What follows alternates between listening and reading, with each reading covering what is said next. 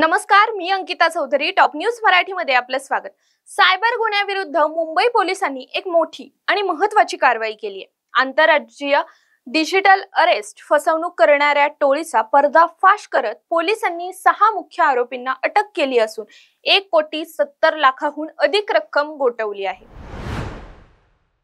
IAQ मार्ग police ठाण्यामध्ये दाखल झालेल्या एका गुन्ह्याच्या तपासातून या आंतरराज्यीय रॅकेटची पाळेमुळे उघड झाली. आरोपींनी 25 ते 28 सप्टेंबर दरम्यान पनवेल येथील एका तक्रारदाराला ATS कंट्रोल आणि NIA मधून बोलत असल्याचं भासवलं. तक्रारदाराचं नाव PNLA केसमध्ये गुंतलं असून बँक खाती गोठवण्याची धमकी दिली. त्याची 80 लाखांची फसवणूक केली. पोलिसांनी तांत्रिक तपास करत गुजरात आणि राजस्थान येथून या गुन्ह्यात सामील असलेल्या सुरेश कुमार पटेल, चिराग चौधरी यांच्यासह 6 आरोपींना अटक केली आहे.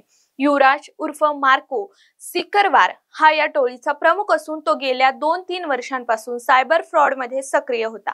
या टोळीच्या गुन्ह्याची व्याप्ती मोठी असून त्यांच्या विरुद्ध महाराष्ट्र, कर्नाटक, मध्य प्रदेश, गुजरात, दिल्लीसह एकूण 13 राज्यांमध्ये 31 सायबर फसवणुकीच्या तक्रारी दाखल आहेत. या कारवाई दरम्यान पोलिसांनी सुमारे 15 खाती गोठवली असून त्यातील 1,70,50,000 इतकी रक्कम गोठवण्यात यश आलं आहे.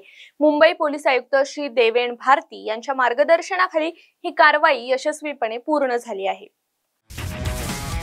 तुमची car, electric panel, data server आगीपासून सुरक्षित आहे का?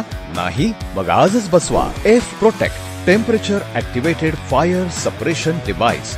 यामध्ये आहे eco friendly non toxic pressurised liquid, जे आग लागल्यास क्षणार्धात ऍक्टिव्हेट होऊन आगीवरती मिळवते नियंत्रण. बसवण्यास अतिशय सोपे आणि सुटसुटीत टेकालिपचे एक दर्जेदार उत्पादन F Protect.